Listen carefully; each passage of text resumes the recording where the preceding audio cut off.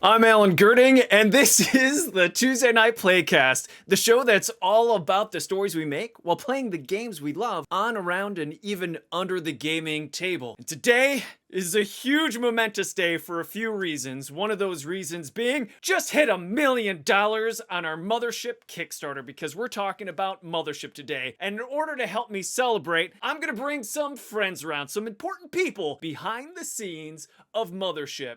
So without further ado, let me bring them on the screen.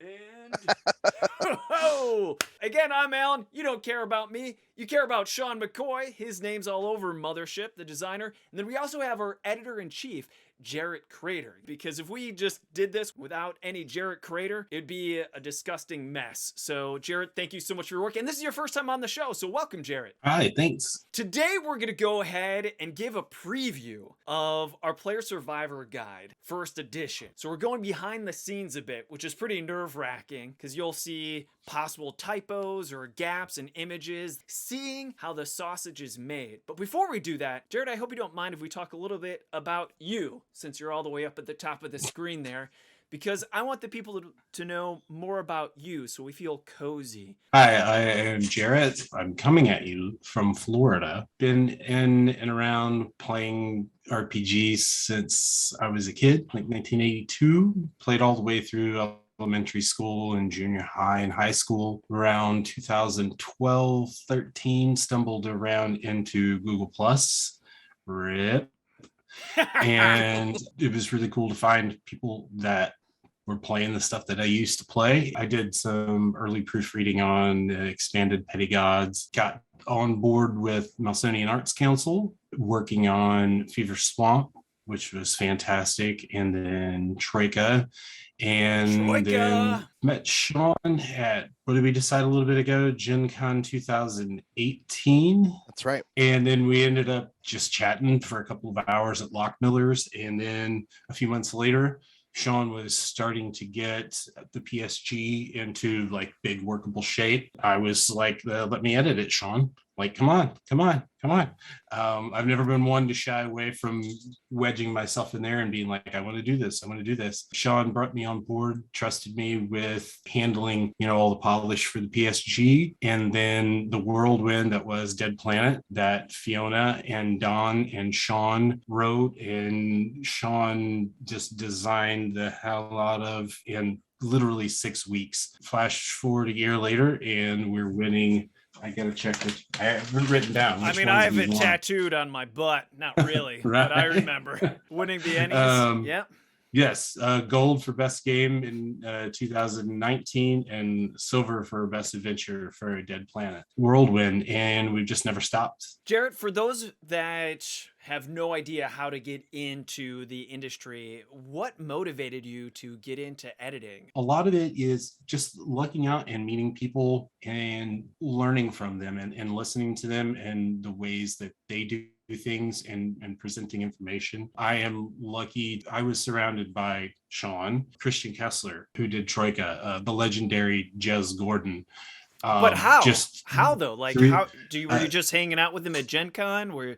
Was it a fan thing where you said, hey, I love your work and I could edit it? I mean, what's the story of how you actually got documentation in front of you that you started scratching and moving things around? I just started bugging people and being like, let me edit it. Did a lot of proofreading and some basic copy and line editing early on for probably the first year or so. Always just kind of being like, hey, let me do this, and then proving the awards are good, but it's when users are like, hey, I can read this and it's really good, and the things that are like, oh yes, this is great, and this makes more sense. And editing goes above and beyond typos. I mean, we're looking at sentence structure, we're looking at typography, development. There's so much that goes on, and I think a lot of it was just, like you said, being around people on Google Plus, being around people, going to shows, just constantly practicing and refining. I learned a ton from Fiona. That Gen Con was Fiona Geist. Yes, it was us just sitting up and her tearing me a new one over some projects that I'd edited that came out at that Gen Con. And I'm just like, yep, you're right. Yep. God. It's not just editing anymore. There are quite a few of us who have got good reputation. We're sought after during big things like Zine Quest for other people's Kickstarters, getting to help write, doing, punch up tables. A lot of it is just subsuming ego, and editing is a really important part of what makes games really good. I won't name names, but there's a lot of board games that I get that are just really difficult to read, and the rules booklets are just like, oh my god, what is wrong with this? You're preaching and to it's the choir. Huge picadillo of Alan's. Right. Yeah. It's seeing that, being like, cool, I don't want to go out and tell that person that they're doing a bad job. I want to see what they're doing and see how we can do better. So. For those of you who don't know, so like the way we started out was I would send him a PDF and he'd send me a PDF back with comments. This page, do this, change this. And I would go in and I would like accept or reject those changes just manually by inputting them, or we'd work in a Google Drive document where you can actually make suggestions and people can accept or decline those. But over time, we found this workflow and we trust each other a lot more now. And trust isn't even the right word as much as just we're on the same wavelength a lot more about what we're trying to accomplish, where I send him an InDesign package file, he opens it up, and then he just goes into the document and changes what needs to be changed. I don't really have any oversight over that. I don't accept or reject. He just makes the changes as needed, and then he sends it back. I open it up, save it as a new version, and then we move on from there. And we'll do that 3 or 4 times in a project, usually. It's not just the text, there's diagrams and maps and numbers and all those things would be cross-referenced and checks. And Jarrett's got not just him, but a whole team of people that he works with. It's like Ocean's 11. He's got his numbers guy and his map checker person and all those people that he sort of brings together as like an editing team. Like you said, it's hugely important for role-playing games. I've learned a lot about writing from Jarrett. He's kept me from looking like an idiot when I write. And I think that's a huge part of it. When you say not just an editor, to give you credit, Jarrett, I know exactly what you're talking about, because a lot of people think, oh, it's just proofreading. But what Sean's touching upon and what you touched upon is there is an education. You are a teacher. You're actually showing them the way that this is how it flows and how it reads better. And you have to have a strong understanding of how people learn. There's some definite psychology and pedagogy involved. It really is your vocation. So I give you a lot of credit, Jarrett, and we're really grateful for the work you've done. Yeah, I appreciate it. And I want to promise the viewers that the question of what are hits will definitely be answered in the PSG. That's one of my claim to fame, is one of my greatest misses. We put out Dead Planet, and it just didn't occur to me that we would need to explain what hits were. Oops. You might have even brought it up, and I probably made a bad decision. Initially, we had this vision that there were going to be these 3 books, and we would explain things in their appropriate spots, that hits and that stuff would be explained in the monster book, and we'd have a warden's guide. I feel like you must have said something during Dead Planet like, hey, maybe we should explain hits here. And me saying like, no, that'll go in the right book. We don't want to duplicate information and have it be messy. But we just didn't anticipate how quickly things would take off and how we would sort of be trying to catch up with ourselves the entire time until here we are. We're renaming it the Wound System and all this sort of stuff. But it's just a fun piece of lore now of Mothership Zero E is there's this thing, and it's defined in the mercenary stat blocks. Oh, it is. It's totally there. But it's the kind of thing editing would catch. It's not just that whether something's there or whether it's misspelled. It's looking at the whole thing holistically and saying like, are we explaining these concepts in a way that's easy to pick up and run with? And he's just done an incredible job with that. Should we shut up and get into this? Do it. So you see the cover. The cover looks pretty familiar here, but let's turn the first page. I know one of the rules in the role-playing world, you should have your charts and references right on the inside cover, because that's the easiest place to reference. And boom, there you have it. Weapons and damage, armor, etc. You'll see a content warning here. We're getting more serious about that kind of stuff with how much bigger our audience is, working more on safety tools and content warning. I think horror is about that space where agency ends and safely exploring that, but the keyword there is safely. And so we want to make sure that we're handling that. Butt Guy still makes an appearance on the front cover. We've lost our table of contents, but the book is so slim. I think we can do without it, but we'll probably go a couple rounds on that as time continues. You'll see that we've changed armor, we've changed weapons. We've talked about that more in the difference between 0E and 1E. If anything, it's just cleaned up. We were able to fit more stuff on this page than before. And with the simplification of armor, getting rid of armor save, it just keeping the numbers 1, 3, 5, 7, 10, it's going to become a mantra. You watch. by first time we can get to like a full-on fully Gen Con, people are going to be like, but I'm going to be like 1, 3, 5, 7, 10, and it'll catch, and then people will be doing it. It'll just make it so much easier. I love it. Next page. This is a rework of our famous character creation sheet, which blew up because it had a flowchart and all the rules for character creation were on the page. We took some inspiration from one of our Discord members, Quadra, who had a really nice cleanup flowchart, and we simplified everything again. Less harsh text, bigger fonts where we could afford it. In the old version, we just had sort of like a shrunk down copy of the character sheet on one page, sort of horizontally with like example text this way. We just like moved right through, again, sort of anticipating and hoping that our audience for first edition would be multiple times bigger than zero edition. We really tried to go the extra step of like, okay, let's make this really simple. Let's make this really easy. Most of what we did was removed edge cases. We tried to make it to where if it didn't come up in 80% or more of games, we just got rid of it and said that might be a cool rule for someone's table, but it doesn't need to be a rule that everyone needs to memorize. And you could see that starting with just like character creation. And this was hard too, because we put it in front of our playtesters. We had a lot of different people with a lot of different opinions about math, just trying to visually represent everything on the character sheet, like health per wounds, all that sort of stuff has made it a lot easier going forward, so that a lot of different people can play. I like to call this the most useless part of the player survivor guide, because the thing I love about our character sheets, it tells you how to fill them out as you're filling them out. You just follow the flowchart as you said.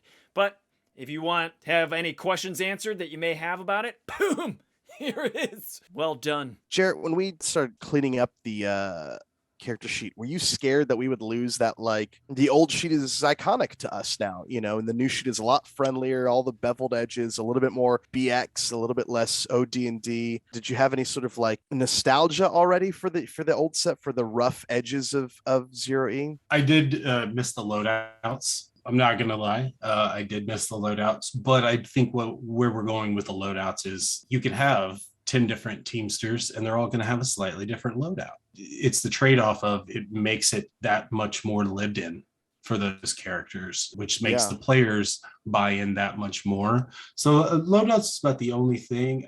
I'm absolutely in love with using the circles for the wounds. All hail Christian Kessler. Yeah. I love those circles. Like, I love those dots. I'm a person who I like to fill in. I scribble, I write in. Like, my PSG is like, it's shredded and note filled. And I think that our character sheet has always encouraged that. It encourages it even more now with the wounds, with the skill tree, with tracking skill training and things like that. So. It's almost like a Scantron a little bit, which I kind of love. Absolutely. We even did a thing. We removed the portrait section, which you have not been a fan of as a not visual artist, feeling like that it was a box you couldn't fill in. I can't draw for shit. Right.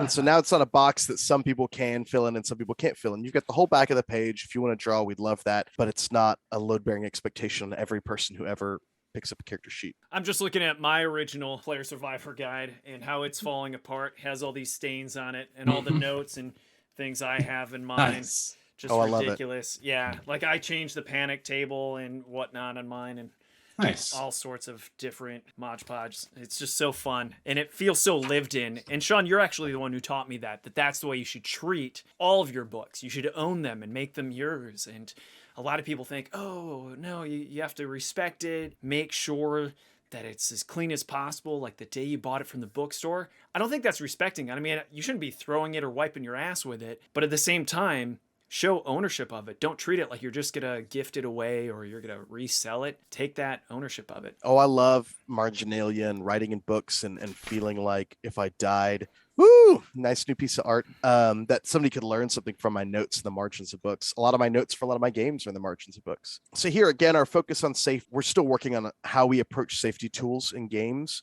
things like the X card and lines and veils, which are kind of jargony terms that you may or may not know, but we're handling it both in the Warden's Guide and in the Player's Guide from sort of different perspectives. There's a lot of tips out there about how to be a good GM, how to be a good Warden, and we wanted to put front and center like how to be a good player, like what it means to be a good player in Mothership, because I think there's this expectation that the players can just show up and do whatever they want, and it's on the Warden to provide the fun.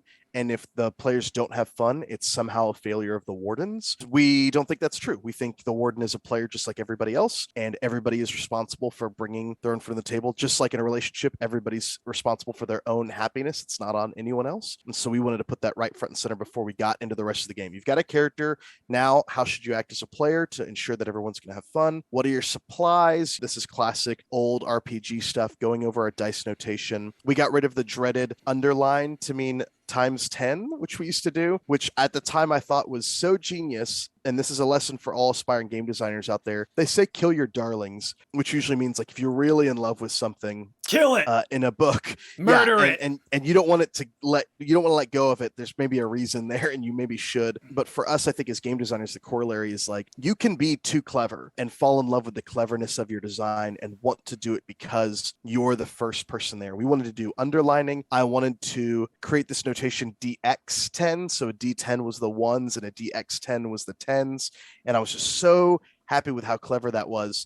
And in the end, we just needed to simplify the system to not deal with those edge cases. And that's another thing that I've had to work out with Jarrett over time. These are making tables longer. They take time to explain. They're not newbie friendly. People are forgetting the underline. We're constantly going like, what? Frag grenades only do 1d10 damage? Check the underline. Like it's 1d10 times 10. Something that came up all the time. So again, simplifying. There's no bonus points for doing it in a clever way. The only really stat that matters in game design is fun, in my opinion. Here we go. Love this piece of art by Dave Hoskins, getting everything, all the core rules onto one page here. That right panel illustration is a remaster, basically, of an old piece of art that I did in the old PSG. I sent it to David. Can you kind of update this and make it look good? Like same concept, but better, still like the initial concept, and he did. And then I started working on the layout for this page. I said, actually, can you make that like twice as wide? And can we hit all 4 character classes? And can we tell a story reading left to right? All those are details I'm thinking of. You know, you've got this android on the left side, and she's investigating something. This scientist who's like picking up the thing to look at. Then you have a teamster who's getting like eaten alive by the things, you know, mama or whatever. And then you've got the Marine reacting with their pistol. And it's like subtle, but I always was thinking about details like that. Like, can we do it in multiples of 4? Can we delineate the classes? Can we mix up who everyone looks like? So we're not just looking at the same people, same gender, same, you know, racial ethnicity, body type. And then again, can we get all these rules on one page? Basically, everything you know about this game, boom, bam, boom, you're done. With that, it gets everything in there all at once. We're spotlighting all 4 classes. We're spotlighting the 2 types of roles, stats and then save. Stats, you're trying to do something. Save, something's being done to you. Proactive versus reactive. Exactly. The modifying section, how advantage and disadvantage work, the critical successes, and then how to use skills. And then that segues to the next page.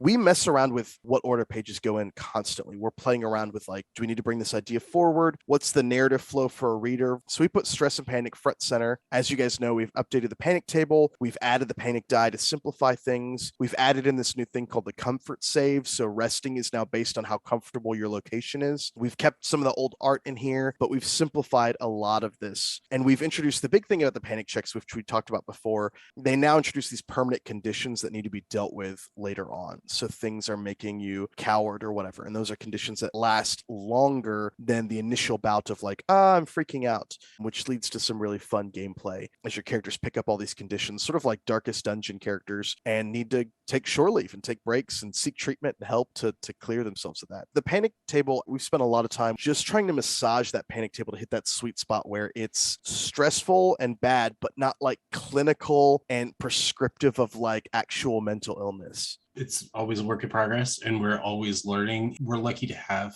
folks who are cool with talking to us and telling us when maybe something is not quite right. It's a team effort. I actually thought of a connection between the changes in the panic table and our unconfirmed contact reports. With our unconfirmed contact reports, there's more descriptions of creatures than just giving them names. And that's to prevent very token knowledge where there's all of the stereotypes around a troll.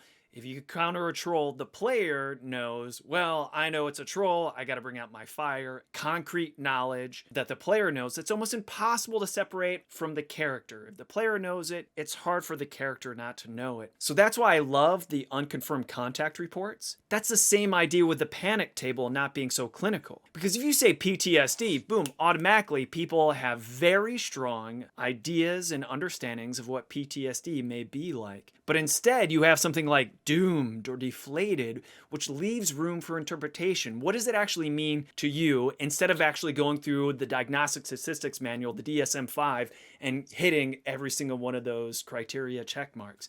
So I like that there's this ambiguity, which leaves this room for interpretation and ownership. I applaud it, but of course I'm biased. And pulling up or down based on your table. It's not so prescriptive of like, no, actually you are struggling with PTSD and we're ignoring, whatever everybody may be going through at the table. If you want to dive into the clinical language and that's what your group is all about, go for it. We've left you room to play with that a little bit more to your liking without starting from the top and just saying, well, like ignore the stuff that triggers you. We're trying to start from the bottom and say, like, here's the room, here's the effects we're wanting them to have, ratchet it up if you're safe and comfortable with it, or ratchet it down if you're not. And work in progress. It's all work in progress. What you see is not finalized. I do love the clear when to make panic checks. And it says when more than one crew member panics at the same time. So that just leads to this whole chain reaction of dominoes falling. I love it. Skills. Skills we've played with a lot. We've reduced the number of skills. We got rid of specializations and really tried to take it down to its core. We moved a lot of entry-level trained skills like piloting into the expert skills section. Same with first aid. We really wanted the guy or the girl who was like, I'm the pilot, for that to be their thing, as opposed to like, everybody's got pilot, it's so cheap. We wanted these skills to define you because they were going to be harder to acquire. Long term, we've made skill acquisition a longer term thing. You can see up there, we're going to put some art or a diagram in there. I hope it's that story again, and it's someone maybe becoming more and more expertise, or you have the rankings. Yeah, we need a good idea there for sure. So yours is as good as mine. I mean, just to pay homage to the previous pages, as you said, I love this almost comic book-esque story. That's such a good Easter egg. It's telling a story. So I give Hoskins my hardest illustrations, and so I'll tell him, like, I need something that's a diagram, and it has very specific dimensions, and it has very specific beats it needs to hit, and that's when I come to him, and he's a master at that. So, I love Hoskins. He's no McCoy. Oh, you're so sweet.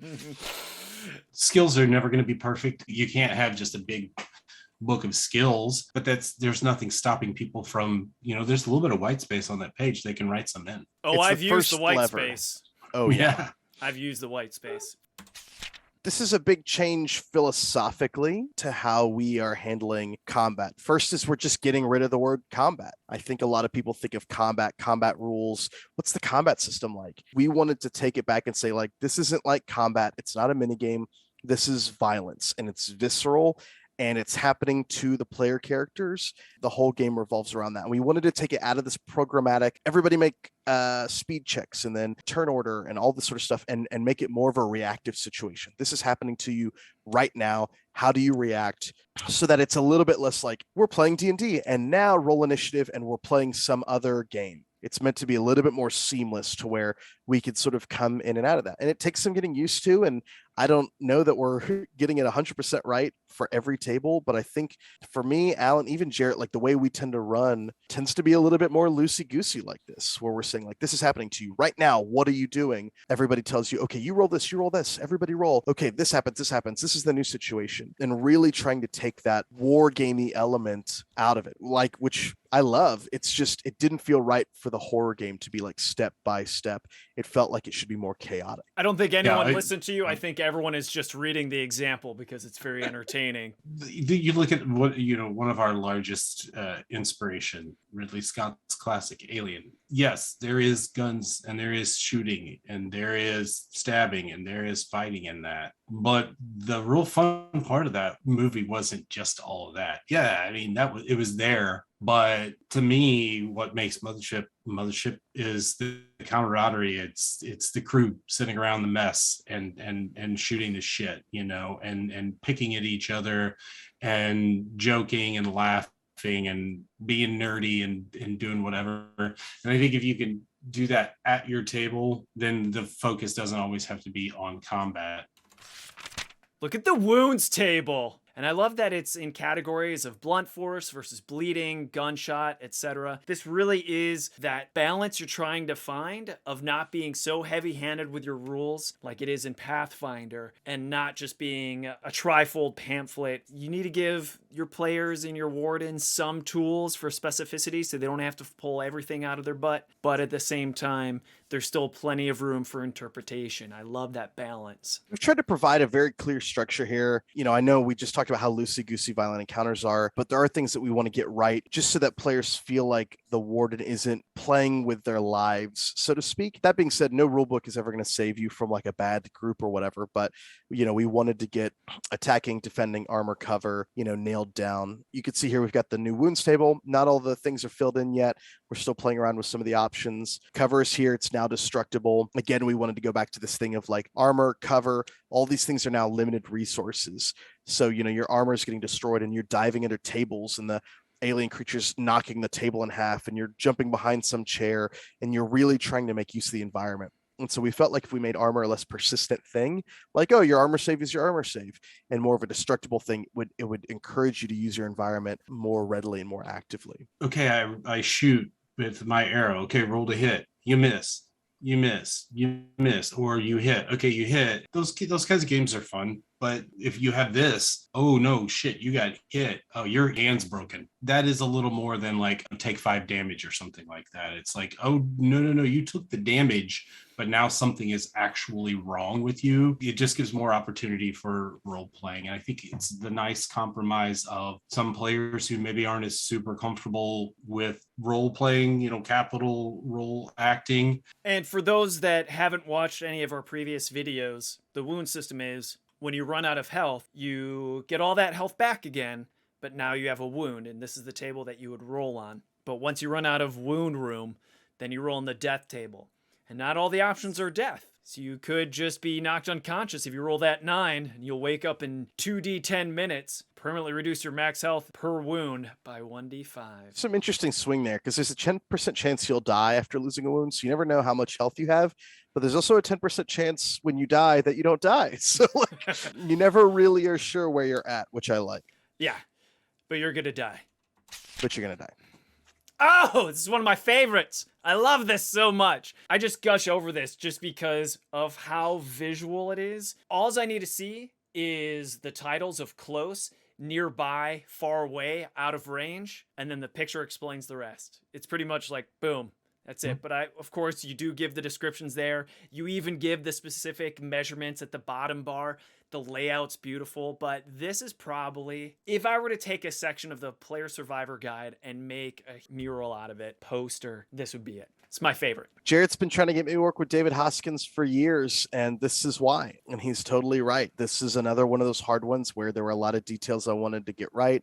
There was a story that we had to tell. We had to go back and forth about the range, the scale, and like whether the people were too small, whether we could still read them. Moving to range bands was, again, an easy decision for us. It was just about getting things down to natural language and not technical language, getting the game out of the book and back on the table. That's why even we've had these instructions here, like it can touch you, it can get to you, you can shoot it, you can hear them scream. We want to, again, reinforce that idea of like, what do these range bands mean? Because they don't just mean things in terms of like how far your fireball can shoot. They mean something visceral and real to the real world experience of the people you're playing. The reason this is such a wonderful piece of art is because it's not just illustration and it's not just graphic design. This may be the perfect example of a marriage between the two, because you have beautiful graphic design in this lower half and then a beautiful illustration in the upper half, and they're not independent at all. They're totally interwoven perfectly.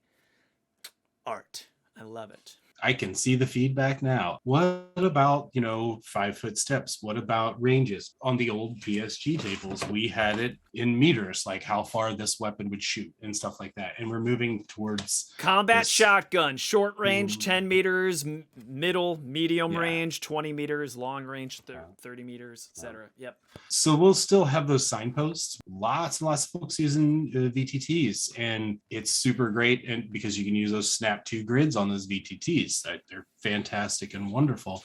So we don't want to pull pull support away from that. But I think this is like a nice marriage of those two styles of play, being able to say it's close, and then the player going to be like, oh, okay, that's like within a few feet, like they can, like Sean said, they can reach out and touch you. The claw will actually tear at your throat, whereas nearby you might be able to step back and dodge it.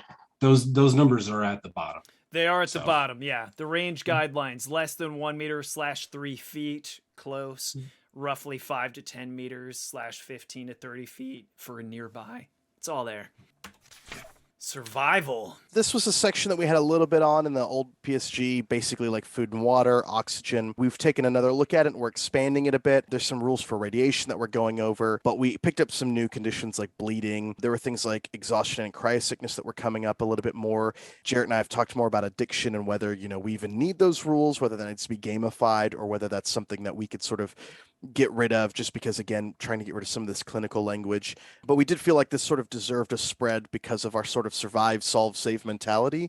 These things like oxygen deprivation, exhaustion, food and water are just as dangerous as violent encounters. And we didn't want it to be this thing where it's like the game is a magic system, a combat system, and a leveling up system. For us, it's about all of those things coming together to create this stressful situation so that, like cryosickness creates a lot of fun, because as soon as you get out of cryosleep from a jump, you're at disadvantage to all your rolls unless you have the time to acclimate to that. Unless you use a stim pack, so it creates these situations where you go, oh, you've been woken up from an emergency cryosickness. And now on everyone's mind is like, we need to get stim packs immediately because we don't have time to come down or reawaken from our cryo hangover or whatever. I really feel like it's tightened up and it's pretty solid, especially with the oxygen and the death table. I think that's like very, very, very, very important. Everything on these pages have come up in my personal play sessions. Example of play. We didn't really have one of these in the original PSG, but again, we want to do this 2-page spread illustration of what's going on. And the examples now, they're taking on a much lighter tone. Jarrett, you read the violent encounters one. A lot of the examples you read are stoic, like everything going according to plan. And so I wanted to write an example of play that has like the warden looking up something or making a ruling on the spot or getting a rule wrong and showing sort of the imperfections of these, again, to just like give permission for the players to be imperfect, normal humans who are going to forget rules and need to like have some sort of advice and guidelines on that. I've never super been a fan of example text, but it wasn't until I saw Vi Huntsman's Mothership video on Collabs Without Permission where they talk about how we've packed every single edge case into all of our examples. So every example text I write, I try to make it, if we're talking about the rules, every little thing that could go wrong. Like, oh, we're just under, but actually it was a critical, blah, blah, blah, blah. We ended up just removing a lot of those edge cases. But here, full page spread, beautiful piece of art, good example of play. You have all the concepts for the game. Now let's see them in practice. In fact, the reason you got rid of all those edge cases is because writing examples for them became too difficult. So we're like, you know what? Instead of writing these examples, let's just get rid of those edge cases. Not really, of course. That's my version of a joke. Space travel. There were some space travel rules in the original PSG, but those have all been moved to the Shipbreakers toolkit. So those are sort of vestigial here, but we're pretty excited because I think by moving them to their own book, we've talked about this, Traveler did it, there's their own book for space travel. We can really give that the space it needs to breathe. And it's also, you'd think would all need to be included in one booklet, but in reality, some of the space travel stuff is really edge case and it's a good, fun edge case, but we don't want it to be a thing that like you have to learn to play the game because I don't think you do. Yeah, I think that we don't have to have all of that space travel stuff right there because sometimes it's just not as important. You can see here some of the stuff that's going to be moved over. We've got travel costs, which are going to be more important now, about like whether you're traveling in, first class in style or you're taking a jump liner. We wanted to give a lot more of those tools because I think it's interesting if you consider not owning a ship. Can you play a game with very low credits or where your players are broke all the time, scrounging up enough money for all of you to get passage on a terrible, passenger class interplanetary vessel is a lot of fun to me in a lot of games. And to be clear, Sean, is this going to be in the Player Survivor Guide or has it been moved? I think travel costs probably will stick in the Player Survival Guide, but that will come down to the final look of the Shipbreakers toolkit and whether like we're going, this just naturally fits in here, or whether it's like, no, we need to know. My personal vote is when it comes to travel costs, that's a perfect example of something that could be in all 3 books as far as the ship guide, the warden guide, and the player survival, because everyone needs to know that. I know in game design, and Jarrett can probably back me up, it's always better to have it in every place that people would logically think to have it than only in just one, because then you have those flip the table moments where people are like, why isn't it in space travel? I mean, it's supposed to be in this shipbreaker's guide because it's in ships. But some people would be like, I don't care about space travel. I just need to get from point A to point B. Like, what's the freaking bus fare? It should be in my player guide because I want that. That's my opinion. That's going to go up and down for sure. I know we don't have room for it in the Warden's Guide, but yeah, it is that weird edge case where it's like, this isn't really about ships, but it is, so that'll be a game time decision for sure. This is something that will probably go in the Shipbreakers Toolkit. It's sort of a reproduction of what we're putting on the poster map on one side, which is how far apart different planets are and how you can gauge travel times to them, how long it takes, what are sort of our rules for jumps and stuff like that without being too restrictive. But it's basically stuff like, okay, it takes weeks to do this. It takes months to do this. Mothership is a lot more, things take a long period of time. That's why cryosleep's such a big deal. It's not just Star Wars where you hop in and fly out. And so we wanted to give a little bit of structure here, what that sort of looked like. You spend a few weeks or a couple of months getting to a jump point, then you spend a couple weeks in hyperspace, then you come out, a couple weeks back out of your jump point. Now you're in a solar system or whatever. This will almost certainly end up in the Shipbreakers Toolkit. And just for my own personal reference, I'm going to flip back. This is the travel cost table, and this is the travel cost table. So we're looking at identical things here. Your eyes are not deceiving you. You're just seeing work in progress stuff to where we're going like, okay, cool. So there'll be some sort of table here. I'm just trying out different layouts. Shore leave. This will stay in the player's guide. This is the new replacement for leveling up and experience points. As you may have heard, we're getting rid of experience points. We're getting rid of levels. Your character is who your character is. That doesn't mean that they can't advance or that they can't learn things or they can't improve. We're just, again, trying to take it out of that abstract idea of levels. So shore leave is our fancy word for downtime, the time between when things are happening. It's also sort of that same idea of carousing that got popular in the OSR a while back. You take shore leave, you take a little vacation. You can go heal or train your skill. You can moonlight, work on a project. You can seek treatment for some of your conditions, or you can convert your stress into improved saves.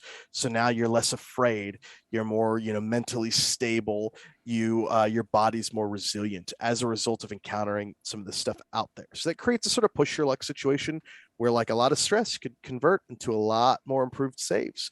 This thing is fun. It's been hard to find the right balance because we didn't want it to be like just a menu of like, these are the 6 things you could do. Everyone take a shore leave turn. We really want it to be like guidelines for like, this is the kind of stuff you should do and how you should sort of handle shore leave and when you should determine when shore leave is. It's not as programmatic as like dungeon turn, exploration turn, haven turn. And the example text up here's got a lot of work on its shoulders to sort of handle that. I love it for many reasons. This is a little bit of a teaser too, because next week we're going to have our actual play with Lindsay Rode, and my character is Jimmy Cobb. And part of Jimmy Cobb's backstory, he's a Marine, Lance Corporal, but on shore leave, because he was so poor, rather than taking a break, he went ahead and signed up for a dive into the Gradient Descent mega dungeon. So I just love bringing that in. That's great. Yeah, so it's a little bit of an Easter egg. So if you tune in next week for the actual play, you'll see Jimmy Cobb, where he just totally didn't do any of this stuff. He's like, I'm poor, I need money, I'm going for a dive, I'm a diver. Love it. This section leans into a lot of previously established modules, specifically a pound of flesh, gradient descent. Every session can't just be, we're fighting monster and we're all going insane and people are dying. It's fun to have that downtime, to have that stress relief, to have that shore leave. And it's something that, again, not every place is like just violence. Some places are just fun and weird. Yeah, the Muppets wouldn't be great if every single skit was just them running away because the background was on fire, that classic Muppet run. You need some other type of vignettes in there to mix it up. I know a lot of people who live for shore leave, like live for downtime, where they want to do shopping and they want to do food trucks. I'm looking at, Caitlin, Jody, and Wilkie here, is that they want to have that kind of like shenanigans in normal everyday life. And so we want to support that more without straying too much in the territory of this is a shore leave mini game. But for some people, they just want to say like, okay, it's shore leave, you do this, you do this, you do this, everybody make a roll. Now let's get back into the action. Whereas other people are going to say, okay, I'm moonlighting. All right, so let's play that out. And so it's another one of those things that you have to learn as a warden, how to expand and how to contract according to your players' tastes. I also love converting stress into improved saves. That totally helps with loss aversion. So if you're like really getting hammered with stress, at least in the back of your mind, like, oh, I can go shopping with this stress later on. Jarrett, you talked about this before. You're really excited about loadouts. It really makes Teamsters, scientists, androids, and Marines feel unique, as opposed to, I'm the Marine, of course I'm going to take the extermination loadout, or I'm the scientist, I'm going to take the examination loadout. You end up with a group, if say everybody wants to play androids, I've run tables of just like 3 android characters, and they all have the same stuff. It just gets a little, it's not repetitive, but not as flavorful. And I definitely think that with these, you can have several different Teamsters, several different of each of the classes. What's the Teamster? Is it Teamster number 9, Sean? That's the one everybody loves. Teamster loadout number 9. Yeah. Says loungewear, crowbar, pain pills, and a 6-pack of beer. Number 9, Teamster loadout. It's Lebowski. It's just everyone wants to play Lebowski. This was a hard sacrifice. A lot of people were really upset to lose these off of the character sheet. We really had to make a trade-off, and the trade-off we made was more interesting gameplay, more unique characters. A lot of players were getting overwhelmed because the old loadouts had so much stuff. They didn't know what any of it does. These new loadouts are a little bit more sparse. It also is a little bit more like what you might be carrying on you at one time, as opposed to like you're ready, loaded up for bear. And so players initially, it's like you're thrown into a situation and you've got a toothbrush or whatever. So it's like your loadout, your trinket, and your patch. All of these are going to say a little thing about you. And when you combine all 3 of those sort of ideas, you're going to have this really unique, interesting, character, like with a really interesting set of equipment. I'm trying to figure out how I want to lay out this page. If I want to do illustrations for like the different classes, or if I want to add more loadouts, to make them D100 as opposed to D10 tables. The classic Firearms. Guns. Look at those Sean McCoy originals. My favorite spread in the original PSG, like hands down. Love it to death. This one's changed a little bit because we don't have all the arrows pointing everywhere. I'm going to see if I can add some of that same energy back in because it looks really empty without them. But we removed a lot of weird edge cases where like this gave -5 to armor saves, and this gives +5 to combat if you're using a scope. And on some weird days, I think about like getting new art for it, getting, improved art. We might save that for a future edition. I get people going back and forth. Don't do that. Don't do that, Sean. No, Sean. Some people Sean, love no. this art, and then I'll get, art from emails from other people that are like, please, can you hire an artist for the firearm section? New armor spread with the AP. This is beautiful art by Jan Burgay. One of the first pieces of art I started working on for this, or I started commissioning for this new rule book like over a year ago, just individually, piece by piece. And Jan spent like a month on each piece. I think it's beautiful. 1, 3, 5, 7, 10. I was about to say that same thing. It's a question that pops up a lot. What does standard battle dress do? This goes a little bit further to illustrating that. And, and again, it draws in the use of the armor points. It's going to just definitely make things a lot easier and a lot tighter. Besides, on mine, I colored in the eyes so that it's yellow eyes right there. Nice. Oh, that's great. So much highlighter in mine. Equipment page. Crucial. Yep. We've gone over this before. There's more equipment that I want to add. We removed some stuff. We renamed some stuff, but this is just getting a little bit more love. I think one of the big things I'm adding in is pets and drones, and maybe even like a exosuit power loader, like Ripley has in Aliens. So just some more interesting stuff to give people some more tools to play with. I'm a gear guy. I posted pictures in DevGrew server in a lot of places. Like I have a weird Velcro belt, and I have like all kinds of like nice little knickknacks in my belt. And then I have a little EDC that has all kinds of odds and stuff, random things. And I have a little attachment for it, which is the first aid kit. And it's like a field trauma kit. I carry a lot of that stuff around, and folks like Reese and CK, a lot of our other gear folks, they're like, oh yeah, no, you can carry a lot of stuff, because you really can carry a lot of stuff, and it's not heavy. And I just kind of adapted that to how I was looking at a lot of these when I was going through and cleaning them up, just making them as simple as possible, but as clear as possible.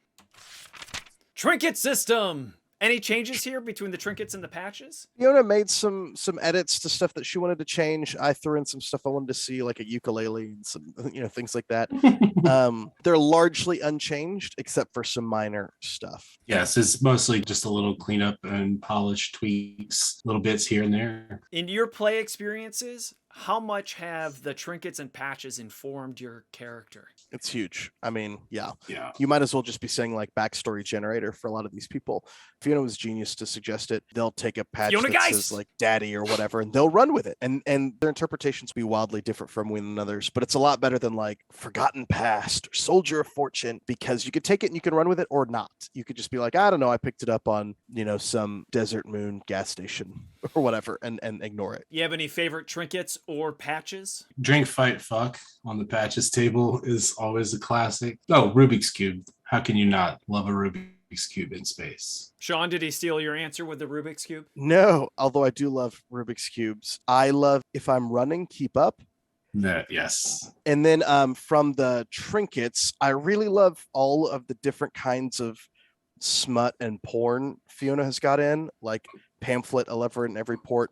But I think one of my favorites is the seditious smut, the captain, ordered. And we've talked about releasing some of that stuff as pamphlets, if they're pamphlets. And then before it was like a pie in the sky thing where it's like, we're never going to have enough money to commission somebody to write a smutty romance novel.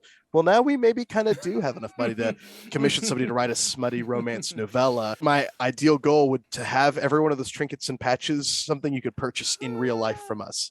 I would love to have all those patches. Me? Trinket Yes. 52, Journal of Grudges. Oh, very, very much, yes. Oh, yeah. I love a Journal of Grudges. Hilarious. Contractors. Contractors are a mercenary term now. We've just changed it to be contractors to Why? Why do that? accommodate. Why mercenaries to contractors? Just because it's not all about fighting? Yeah, and corporate tone. I've tried to use a lot of corporate language. So like contractors as opposed to employees. We combined a lot of different pages here. We got rid of the scum that we had last time. We might release that as a pamphlet, but we've condensed it into one table, so that we have their motivation there. We were running out of space, and we really didn't want contractors to take up 2, 3, 4 spreads or whatever.